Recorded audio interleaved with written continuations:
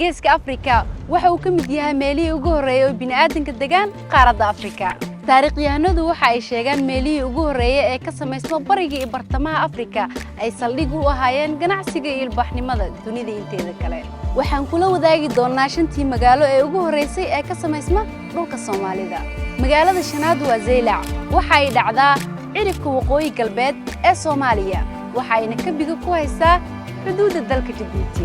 magaalada afraad waa Berbera, waxa ay dhacdaa waqooyi galbeed Soomaaliya, waxa ayna xigtaa gacanka cadmeed ee Badda Cas. magaalada saddexaad waa Muqdisho, waa caasimadda dalka Soomaaliya, waxa ayna astaan u ahayd ilbaaxnimada iyo ganacsiga kumanaan sano ka hor.